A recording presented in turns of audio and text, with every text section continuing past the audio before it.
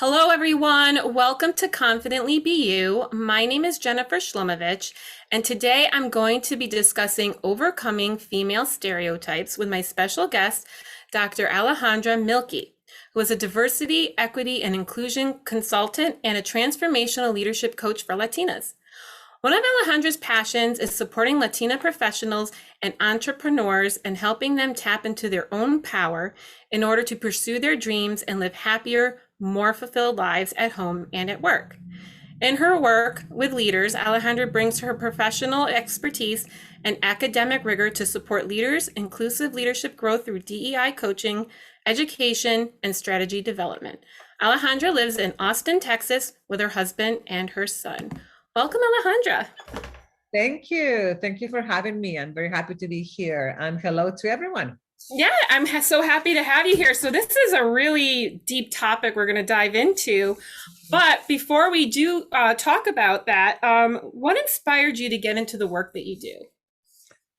Oh, well, I think that unconsciously, I've been working towards working with Latinas for a long time. My dissertation 20 years ago or plus 20, more than 20 years ago was about 3 middle school Mexican origin girls that were beginning middle school. And I was looking into how they were constructing their identities through the language and literacy practices.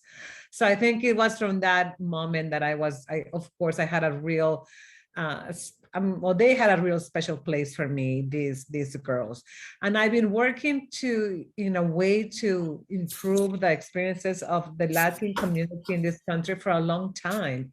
I came here from Monterrey, Mexico in the year 2000, almost 22 years ago. And I came to the University of Texas at Austin to work on my PhD. And I found a big need to really help these individuals, this community, a big need to ensure that others understood how powerful they are, how talented they are, how much potential is in that community. So I've been working in that field in one way or another, as an educator, as a coach. I've been always trying to improve the lives of the Latino community. So I think it's been going on for a while, yeah. First of all, I can't believe that 2000 was 22 years ago. When you said that, I was like, oh, wow. But that is really important work. That sounds like really important work to do because there is a lot of need in that community. And especially, as women, we have, challenges that we go through. And then when you add on other cultures and race and other things that add additional challenges to being a woman, then it creates a whole wide variety of just different struggles that one can go through. Exactly, yeah. And I think that's kind of what really brings me to this work. I have, of course, I'm a Latina, I'm a woman. I was born in Mexico. I have lived in a country where things are different, and there's a certain cultural scripts that are very ingrained in the way that we live in our countries. And there's a lot of stereotypes. There's a lot of ideas about women not being equal, not being smart, not being intelligent, not being valuable. So unfortunately, and it might sound a little bit old-fashioned, but it's still a lot of narratives are still present, especially in countries like the one that I come from in Mexico, and sometimes even in this country. So there's a lot of narratives about women not being as good as others, as men. So that, of course, is very present. It's still very present and can cause a lot of damage. And when we add, so like you said, when we add to the women experience, the other aspect of belonging to a community that also has stereotypes, right? That also has all these things, it's a double whammy, right? So that's what we talk about intersectionality, when we talk about experiences that are not only in one sense because of our gender, but with multiple aspects of things that are going sometimes against us. So yes, it's true, it happens. And there are two things about it, is how other people see us, that it has to do with it, but also how we see ourselves, because of course, all these messages are ingrained in us, right? We've heard them many, many, many, many times, and we start believing them. We start believing them that, yeah, that maybe we are not that good, or maybe we should not be going into this field, or maybe we should not be doing this. And it's hard to understand that those cultural scripts are not our fault, Yeah. right? It's the messages that we have heard, and that they're there, they are explicit, but that we can do something about them, right? We can understand them, we can see them, kind of like, okay, they're here, but we can do something about them, so we can break patterns, right? We can really change things, but that takes work and courage and knowledge and a lot of things. But yeah, definitely being a woman, and in addition to being a Latina in this case, can be a little bit problematic sometimes. Sure, that's understandable. And just from my experience from being a woman, I can speak from a woman's perspective. There's been many times where I felt like I wasn't being taken seriously because I was a woman. Or if you take charge, right? There's that double standard that if men who take charge, that's what they do. But if a woman takes charge, then people, speak badly about them, oh, they're being a bitch, they're being that, they're being, bossy. But if a guy takes charge, it doesn't happen, right? Not, at least that's what so those are some of the things that I've also witnessed. And then another thing that I've seen with like friends is pressure for marriage and having children, where it's like, oh, you're not married yet? Like there's something wrong. Like you need to be married to be defined. Like you can not be married and be happy. And or if you are married and you decide not to have children, right? There's this judgment on you for having children. And then if you do have children and then you decide to work, then there's judgment on you for right? So it's like nothing you do is good enough. Gonna be okay. Nothing is gonna be okay. If you do, because you do, and if you don't, because you don't, right? So and is, yeah, I mean, like if you can, I mean, talk about things like that, right? That you have experienced and seen, right? And you understand that. I think that for Latinas, the same thing happens. And then we add, like I said, all these cultural scripts, right? I mean, we have a saying in Mexico, and I think maybe across Latin America, is in Spanish, it's called calladita te ves más bonita. Like when you're quiet, you look more pretty. You look pretty. So just, can you imagine living with that saying all your life of like, oh, if you're quiet, if you don't speak up, if you don't say what you think, if you don't express an opinion, you look pretty. And all girls like to look pretty, right? That is also, Right. it's also a social construct, right?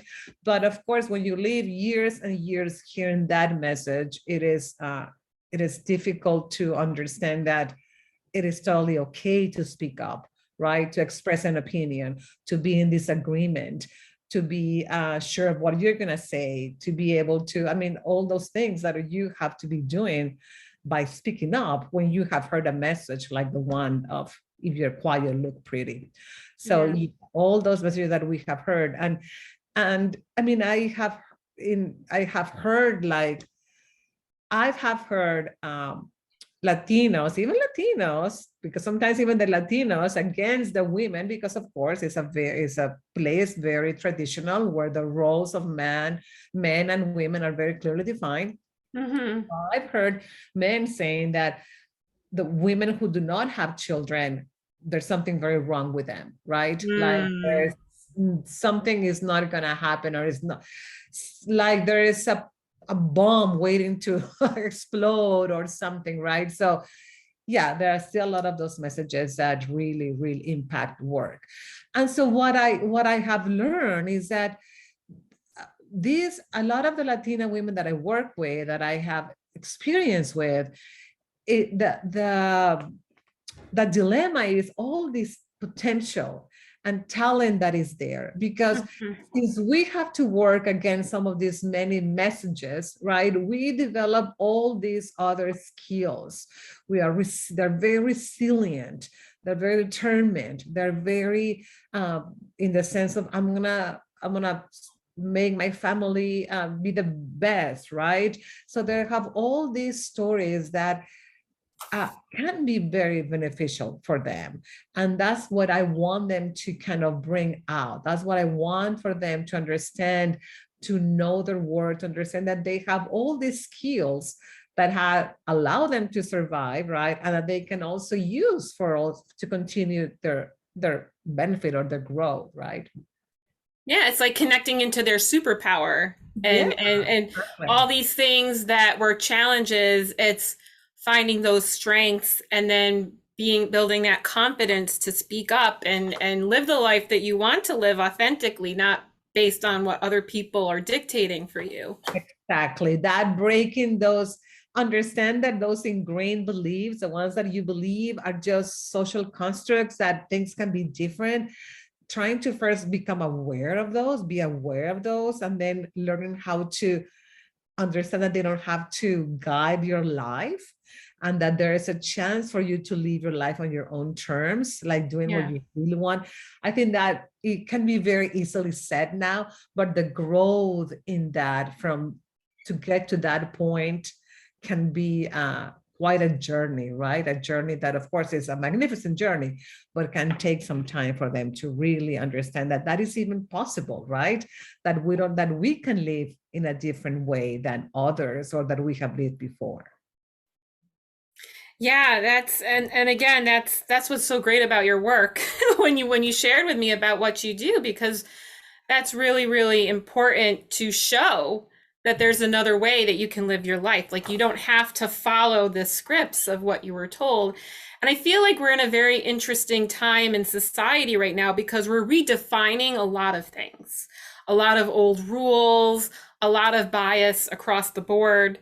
And it's a little bit of a uncomfortable, challenging time because a lot of these things are being challenged, but also it's an opportunity to create something new where hopefully down the line things won't be as challenging because it'll be the new normal. It'll be the way things are. Like it doesn't have to be the way it's always been.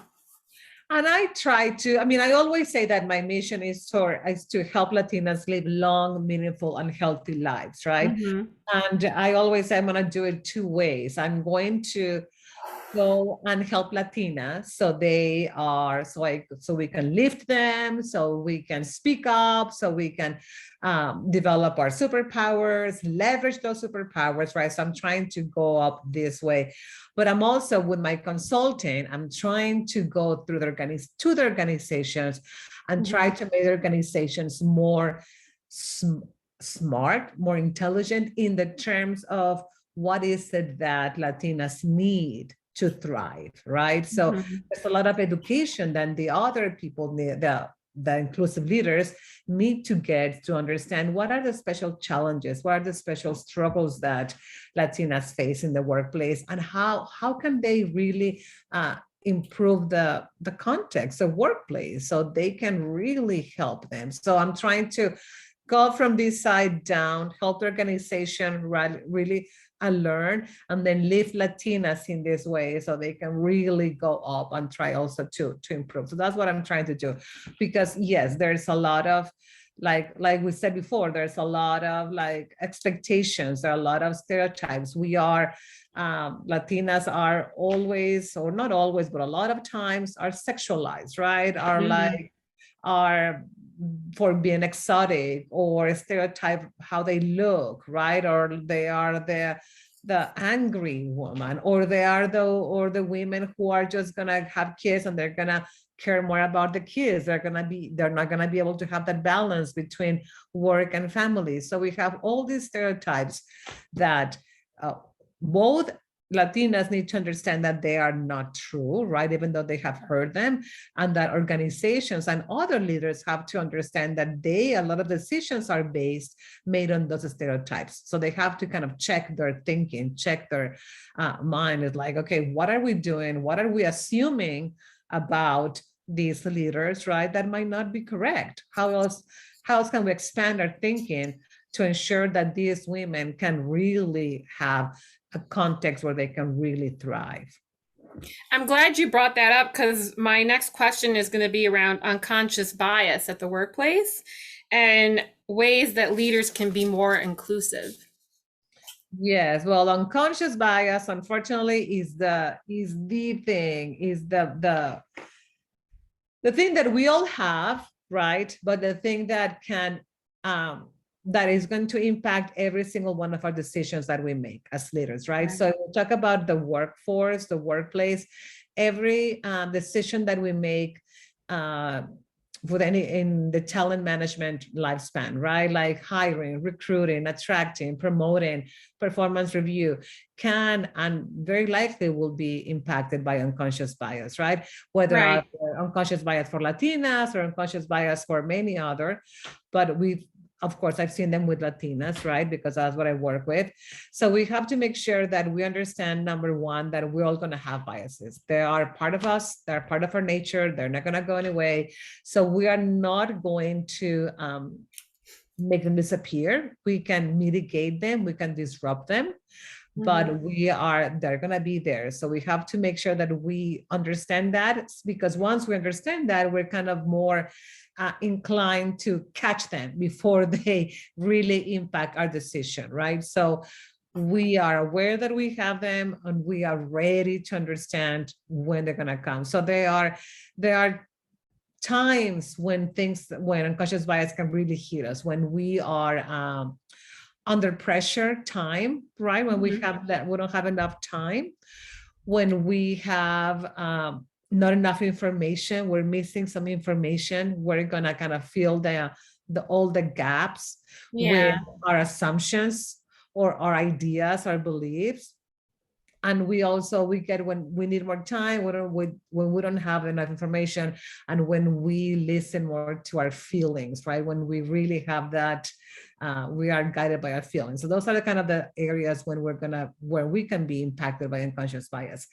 So one thing that I always say is like, know those times. So since you know those times, you're going to be able to catch the biases before they impact your decisions. And also one thing that I love to say is always, since they're always there and they're unconscious because we don't know that they are there, it's always very good to be as mindful as we can for our decisions, right?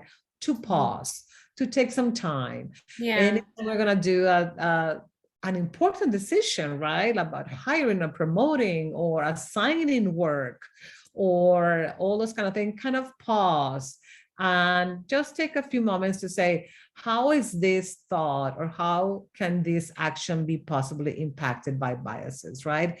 And one phrase that I always use is like, what's important is your second thought and your first action. So your first thought will come. Very likely that first thought might, if we are in a special situation where there are things that we don't understand, or we are rushing because we don't have time, or the feelings are getting too strong, right? So the first thought might be a thought that might be biased. So let that thought go and then focus on your second thought, but your first action. So don't act on the first thought, right? Wait for the second thought, a more carefully crafted thought, right? Hopefully, and then base your first action on that second thought. So that's kind of one way that we can. So number one, just make sure that we all know that we have them. When they're gonna be attacking us more, and then kind of pause, be mindful, kind of take some time, let that first thought go, and wait for the second thought, so you can do your first action. That's a really great tip, because by taking that pause, you then create that awareness. Definitely. Because you don't know when we become more intentional about things and we stop, because we don't realize what's going on behind the scenes in our brains. And that's what I always say. When I talk about unconscious bias, I always say, I want to be aware of what my brain is doing. I want to be aware. I don't want my brain to be playing games or tricks on me.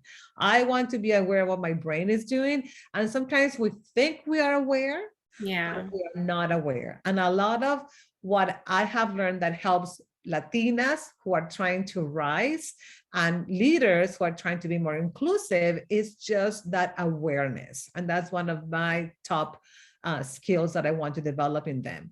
And it sounds very easy, but Yeah. it's not easy because we are not used to that.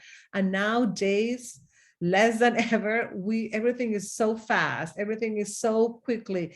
There is information coming to you right and left, right and left. There is no time for that pause or that time for that moment of like awareness of like, what am I feeling or what am I thinking or what is that reaction that I'm having again when I'm seeing someone that is different to me or whatever, right? So that if we could all bring that awareness, I mean, I think 90% of our problems will be solved, I think, because there is that pause will allow inclusive leaders to be more respectful and more helpful to Latinas who are trying to advance in their career, for example. It would also give Latinas a chance to understand more their superpowers, to understand more the skills that they bring, to understand more what are their fears, you see. So that awareness is key, definitely key for everything. Definitely. Like the work I do, I work with a lot of women, and one of the challenges, it's a challenge that I've had, is just people pleasing.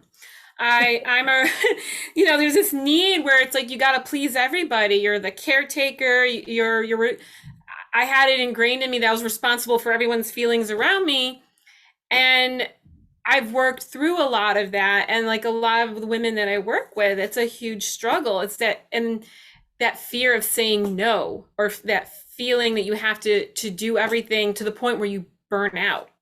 And then you don't, and then you just wait until you fall apart before you start implementing self-care, where if you just take 30 minutes, like for me, I carve out 30 minutes of time a day at least. If I can have more time, but if I'm busy during the week, if I can have 30 minutes to myself to either meditate, zone out the window, whatever, but it's my 30 minutes. And when you have that 30 minutes, like that helps me not fall apart. That helps me. That's a great practice. Yeah. And so like a lot of the work that I do with women is around that. There's a lot of that ingrained people pleasing and that fear of going after the career that you want, creating the business that you want, or doing something that maybe even though you're an adult, you don't want your parents to still, judge you because it's different than something else. And so it's being aware of the beliefs and your values and doing all of that work, because it seems to be a common theme with women in general of just people pleasing. Like you can't let anybody down. Like, again, it's like that weight of the world seems to ride on our shoulders as women. Yeah, I totally see this with my Latinas as well. I think we have, and I go back to what we're talking about, the cultural scripts, right? We have these very strong cultural scripts that we are the providers of life, of food and love, and so we really believe these roles, right? And I think that, like we were talking about, we need to be aware of that, right? We need to be aware of that so we can deal with it, and we decide to continue, again, very aware, right? Or break those cultural scripts in a way that is going to be better for me, right? The other thing that I see a lot with Latinas, in a sense that might be a little bit different to other women, or at least to white women, is that there's a lot of, I've seen there's a lot of pain in how they have felt discriminated against. There's a lot of pain in how they have seen their children discriminated because they speak another Spanish or they don't speak English properly, or they have seen their family members not being able to advance professionally as other people. So there is a lot of pain that I see about that I I see there, that might be a little bit different. So there's a lot of, yeah, I'm not sure how to say more other than pain, but I think they feel that they have tried very hard. They keep doing, and they still do not get it. And some, it's hard, Jennifer, because sometimes I once had this Latina who came and was very upset because she was looking for a job and she had secured an interview, but she said, I'm sure they did it because they need to have a woman of color in their group of people that are being interviewed, right? She was not 100% sure that it was because of her skills. She thought, and there was no way to know, that she was only being interviewed because they needed to have women of color as part of that a group of interviews, right, of potential employees. And she was quite upset. And I understand that. I mean, like I said, it's hard to always be seen through a physical aspect of you and nothing else, right? Because you look Latina, because you have an accent, or because whatever, right? So it's difficult that that people do not see beyond that, or beyond a Spanish sounding name or whatever, right? So it's difficult to understand that. So I acknowledge that. But I've always tried to help them understand that, okay, but you're there. So since you have that opportunity now, make sure that you take advantage of it. Let's make sure that you practice the skills of speaking. Let's make sure that you interview, that you do. So it's a lot of what I do, and you know this also because you're a coach, is this reframing. It's like, let's think about it in a way that allows you to continue growing, that allows you to continue going in the direction that you want. And it's like, and that's a different way to see it. You can see it as like, yeah, they only brought me because they needed a woman of color. But you can see it, oh, it's a chance for me to practice my questioning skills, my skills, my interviewing skills. So how are you going to do it? Which are you going to choose, right? Which view are you going to take? And I think that reframing kind of helps them a little bit to get rid of that, a lot of that pain, that trauma that they can have sometimes because of what they have experienced, or they or their family, right? So that works. Yeah, that's an important tip, as the reframing. And like we were talking about before in the beginning of this conversation, there's the baseline stuff that you deal with as being a woman, but then there's that extra bonus stuff. Those extra things that in your case, being Latina, that you're gonna, and the women that you work with, that's additional stress on top of those baseline. And all those things are what we call, I mean, these extra things that some of these Latinas have experienced is what we call microaggressions, right? Right. The comments, the little things here and there, right? That a lot of them have experienced, that I have experienced, right? And that's kind of the extra seasoning there that we don't want and is not needed, but that we have to, that sometimes we have to go through, right? So yeah, I also help the Latinas learn how to respond to microaggressions, right? And first, like, maybe you don't have to respond to microaggressions. There is no obligation for you to have something, a comment, to respond to microaggressions. So that's number one. If you choose to do it, I help them come up with phrases, or and there's research about this, right? That things that they can say to either defend themselves of whatever thing that they have heard, right? Or educate the other person, or try to explain what that should not be said. So I also help them with that, because I think it's important as a way to create your space in there. Is like you are able to respond to whenever you have whenever somebody says a comment to you. That unfortunately, Jennifer, you would think that it does not happen, but it still happens. Yeah. It happens a lot. And I think that's why they are so concerned. And that's why they feel so much in pain when in the workplace or this like that, because they're used to having those comments. They're used to hearing things. So I think it's understandable that they have that, right? That we have that. Yeah, it's like, I'm not sure I want to be listening to these things, right? So it's understandable. That's why they have a lot of the pain. But yeah, I do help them with that. And I think that's important for everyone to learn how to speak up, right? Speak after a microaggression or a comment that even as an ally, right? It's like, what can you say in front of people when there are comments? Yeah. Because there are jokes left and right. And I always say it's only a joke when everyone is laughing. So it's like, if not, if only half of the group is there laughing, then it's not a joke. It might not be the right thing to say, right?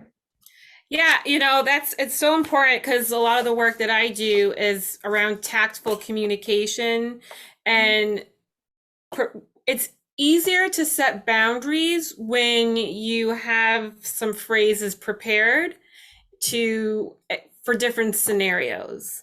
And so there's different ways to say no, and different ways to let people know that something is not acceptable, but it's still in a tactful way. And so when you have some of those phrases prepared, it's so much easier to handle a challenging situation when you're prepared for it.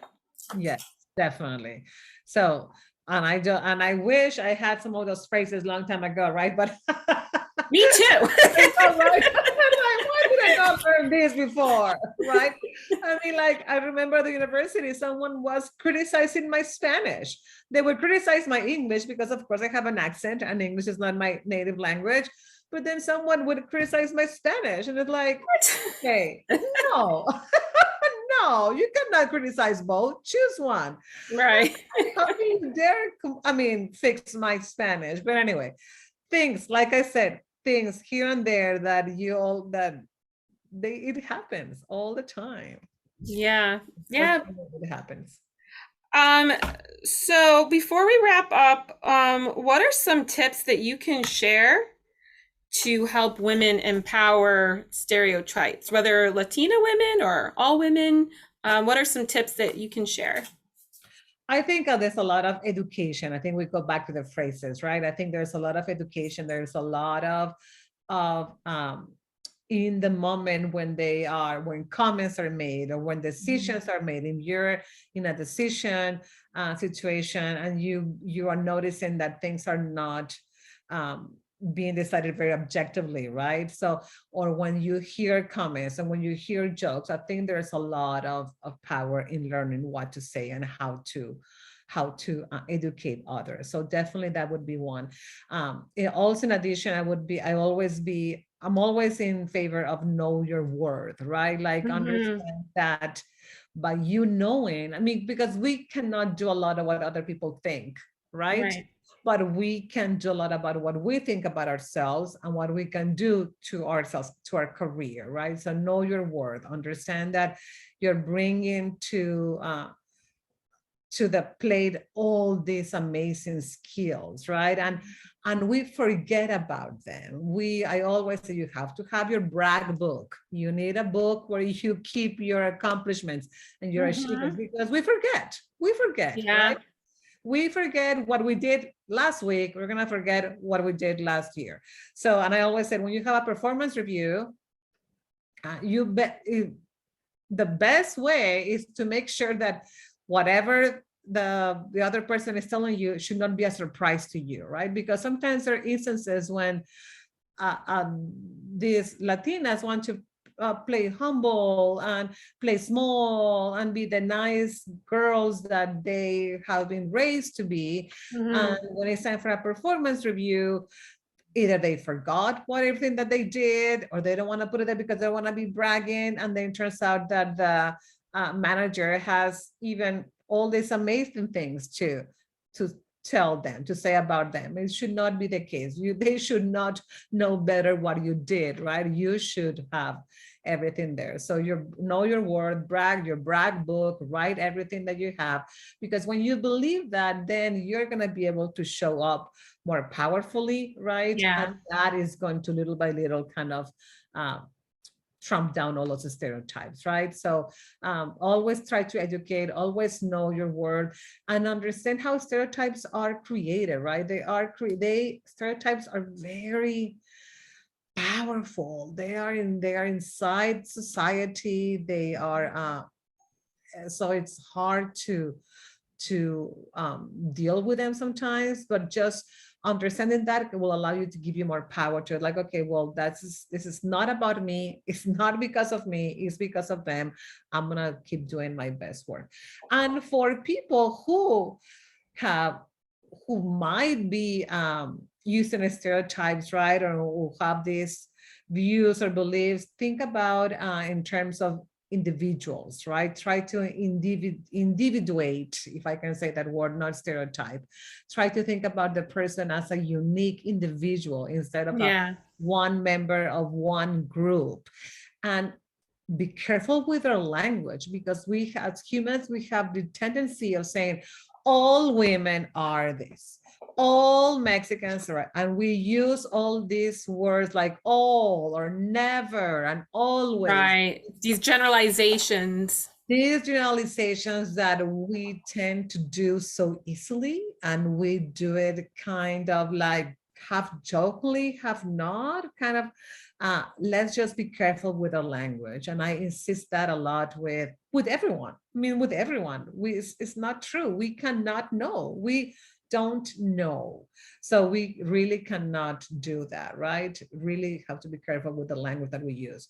Because I always say what is obvious to you is only obvious to you. It's not obvious to anyone else. That's So true. whatever you think that but it is true. No, it's not. We cannot know. There's no way that we know that all Latinas are gonna be like that. And I've had clients tell me these generalizations that it's not true, cannot be true. It's impossible. Just by numbers, it's impossible. We are so different. Yeah. So that's also important to have on the other side. And being given that space to express your individuality. And, going back to what you were saying about, having that brag book, as a woman in general, there's a lot of shame around, because we look at it as boasting or, about, the things that you do. But it's, if you're great at something, then share it. If you get a thank you email from somebody at the workplace, save it. When you have that review, show your supervisor, hey, by the way, I got this great email 6 months ago from so-and-so because they said I did a great job. All those things are so important. And there's no shame in sharing what good that you do and how you've impacted others. And I think shame is a big thing that women have when it comes to that. We want to be good little girls, and Latinas more. We are precious, and we want to be good girls and good daughters and good mothers, and we want to, and there's nothing wrong with that. But the thing is that, and I always also say that a Latina know the cultural scripts, and I say that phrase again, understand what your patterns and behaviors can be easily explained through those cultural scripts. And then also get to know yourself, get to awareness. We go back to it, because once you do that, then you really know you're going to get better and better at knowing what you really want. And there you're going to be able to do and make decisions and take action according to what you really want, and not according to what your friend is doing or according to what your parents want from you or according to this, right? So you have to really understand that very likely your behaviors, that lack of bragging, as I say, or whatever, bragging is a dirty word in Mexico. I mean, it's like it's a dirty word. It's like, how can you say that we should brag? We have to be humble. And I've had these arguments with people during some of my workshops. It's like, no, we need to be humble. So yes, all that, but understand that some of those behaviors can be explained through cultural scripts. So Right. that's not your fault. So it's okay. That's okay. Now that you know that, think and be aware of which ones do you want to keep because they're serving you, and which ones that don't serve you and you want to change, right? So you can then really take action according to what you really want. Yeah, no, that's really, really important. And again, creating that awareness. And sometimes I think we don't know what we want. I know there was periods of time where I wasn't sure what it was that I wanted in my life, because you're so consumed by the shoulds, you know, what people expect of you. And one of the things that I share is follow what lights you up. And you know, what are the things that light you up? What are the things that you're interested in? What are the things that you're good at? And follow that like a trail of breadcrumbs and just see where that takes you. I know, Jennifer, and sometimes it's so difficult for a lot of us Yeah. to even find the first crumb, right? To follow these the shoulds and the family obligations and all these things can be so heavy. Yeah. And and even in that, we need to understand that even that's okay. Like, okay, let's just be conscious of what is it that is guiding your actions and decisions, right? Then Right. once they're conscious, you're gonna be able to change those as needed, right? If you want to, right? They might Yeah. not. And it's always an ongoing process. Like I used to, before I got into coaching, but I was just doing my own personal development. It was like, when can I just fix myself? And and even through all the work I've done on myself and then going through the coaching training and coaching others, well, but just starting with myself is I'm an ongoing, you know, piece of work. Like we're Gotcha. never, there's no like, you know, we're always learning something new about ourselves. And when you put yourself in a situation or a new situation and you have new experiences, that's when you're going to learn something about yourself that you didn't know. And sometimes when you're thrown into challenging situations, that's when I learned even more what I was capable of. Yeah. And especially when you're a mom, you know, you don't realize the things you're capable of. And then when you're a mom, you realize all these other things that, you know, you didn't realize that you were capable of. But when it's your child, you'll do anything to take care of it. Yeah. And motherhood has another different thing. That's another 30-minute conversation. Exactly. There's nothing more difficult in this world than being a mother. And that's also is very culturally Yeah. dishonoring, right? There are very different ways of being a mother. There are very different Yeah. ways of being a mother. There's not universal. So that's what I tell also Latina, like understand what is your type of motherhood? How do you want to be a mother? How do you want to show up Mhm. as a mother? And you don't have to do it all Mexican style. You don't have to do it all American style. You can find your own blend. You can Yeah. create your own motherhood style, right? And it's totally okay. But I think that is they feel like, well, I should, but my mom did this, and like we are in a, I think we are changing in the way that our, well, maybe a little bit older, but my mother did not work outside the house, right? So, and I'm completely a different, I have taken a completely different path. Mhm. And I maybe, I don't know, my Latinas, a lot of them are younger, so maybe they had working mothers who work outside the house. But so that's a different way to being a mother, right? Yeah. A working mother and a mother who works outside the house and another mother who works at home. So it's and a completely different way to be a mother. And that's okay. Yeah. That's totally okay. You have to find your way. And then comes a lot of guilt as well. And also guilt also very, very Latin in many ways, but um, yeah, but you have to accept it, say hello to the guilt and say like, okay, you're here with me for a while. Let's see where we go.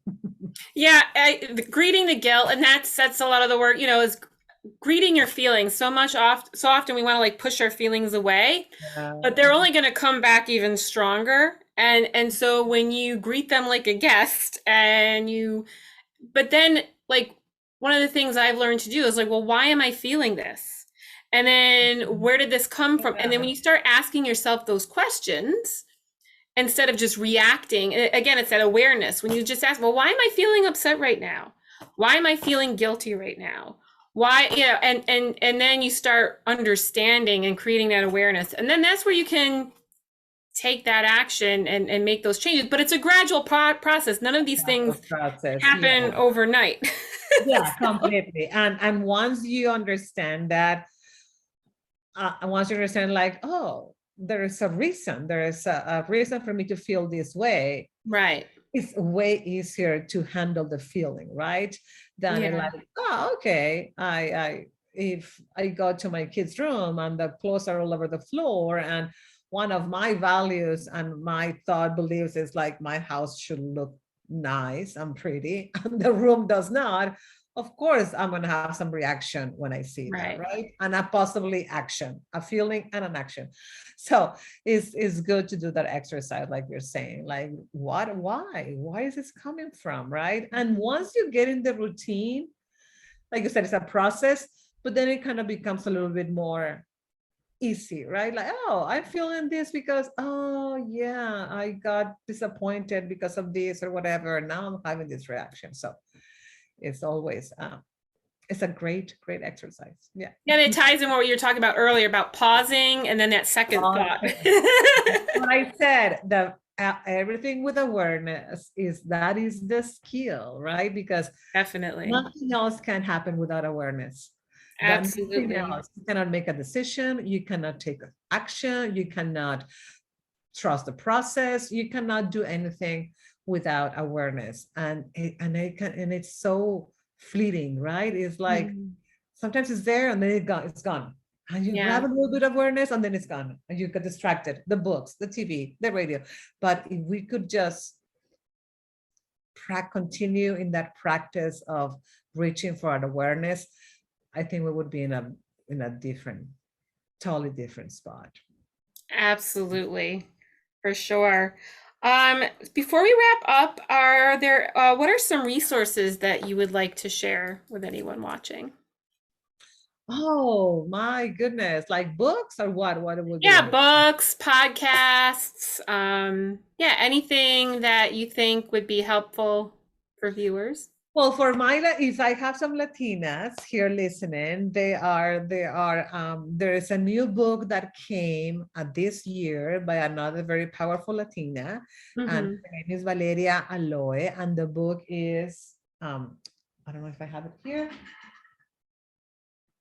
I don't have it here, but the book is Uncolonized Latinas. Okay. Uncolonized Latinas by Valeria Aloe is a very good book that talks about all these cultural scripts and the power of speaking up and the power of trying. All that is a great book. I really, really recommend that book.